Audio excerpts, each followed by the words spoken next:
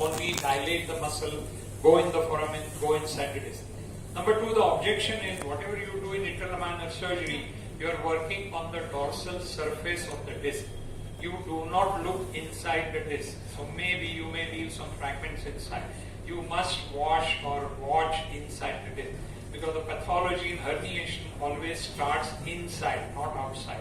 All that thinking of landing on the herniation and removing a big fragment is very good, but it doesn't work. It doesn't solve the problems in many patients. You must at least use a hook inside to see that all the disc is properly sort of evacuated. The amount of nucleus which you remove, there is no scientific guideline for that. Whereas in our case, when we work inside, we go to the tear and then we see that everything which has come out, we remove that. So we are clear about what has been removed. In open surgery, when you land on the dorsal aspect of the herniation, you don't really know what is lying at the base unless you really look for it. So these are one or two small objections. Otherwise, one good thing about interlaminar demonstration of surgery is you retain the ligamentum flavum. So you have a barrier between the dura and the muscles, so there are no adhesions there, which may happen with the open surgery or with open laminectomy and discectomy. That's a good part of it. But I won't call it endoscopic discectomy. It is endoscopic laminectomy followed by discectomy. Let's not hide that laminectomy part of it. Okay, it's not bad. I'm not saying it is wrong or bad or something. We are using certain words to hijack certain concepts which have been developed after a very, very thorough thinking about what we are doing. What I see for the last 24 years is every time we come with a new concept, it is hijacked by open surgeons. And they say, yeah, we do the same thing. No. Interlaminar endoscopy is not same thing as transforaminal endoscopy. Transforaminal endoscopy, we go to the target directly. There is nothing in between. Okay, that's the distinction. But of course, this is a debatable point. I would agree on one point that interlaminar surgery, there may be a very shorter learning curve because you are already doing the same surgery every day. So for you to identify the anatomical structures may be much more easy. Secondly, you are doing it under spinal, epidural or general anesthesia, so maybe the cooperation from the patient side is there.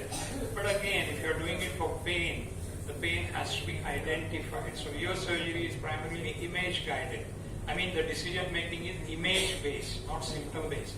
So there are a few points which need to be openly discussed. Unfortunately, what has happened is most of the conferences, there are debates where people try to sort of score points one against the other. They say endoscopic discectomy transforaminal versus interlaminar discectomy. There is no point in talking.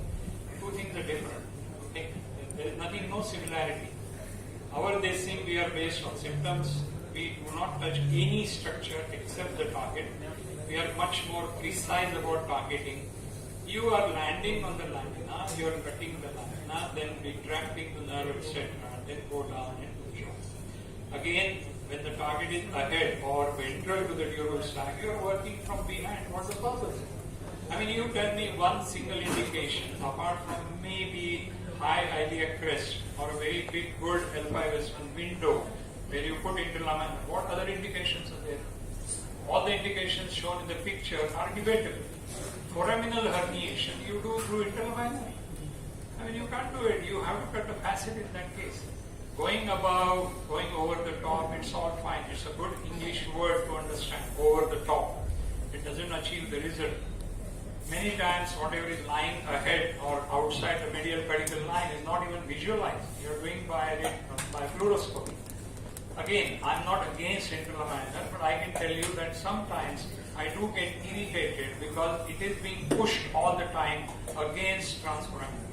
It should not happen. Interlaminar surgery is a standard, validated, literature-supported surgery for the last 90 years. We accept that. It is improved by this version of interlaminar surgery. Let's not call it interlaminar endoscopic discectomy. It is interlaminar laminectomy and discectomy. Then it is proper. Hiding that word of laminectomy is not correct. It is not scientific. In case of stenosis, it's okay. In case of discectomy, saying that it is endoscopic discectomy is fooling people, cheating people. I personally feel it is not correct. Academically, it should not be supported. Okay, this is my personal opinion. I know that some people may not agree with me or may not like what I'm saying. But please understand, this is an academic forum. Okay, Shiraz is my friend. I'm not against him doing this. I'm not saying that what you are doing is wrong. Please think with a very cool head. Think what you are doing. What is the morbidity involved? What is the morbidity involved in comorbid patients? Diabetics, hypertensives, aged people. You're putting them under spinal, etc. You're putting epidural irrigation. Maybe you're increasing the pressure. Patient under spinal may not realize the increased epidural pressure which is felt otherwise as neck pain or headache during surgery may not be even noticed. So please be more cautious. Don't get carried away by certain waves of endoscopic discectomy. And words like true discectomy, full endoscopy, etc. are all fine. These are marketing gimmicks. Please understand that we have developed a new philosophy of surgery, not same as old surgery with new instruments.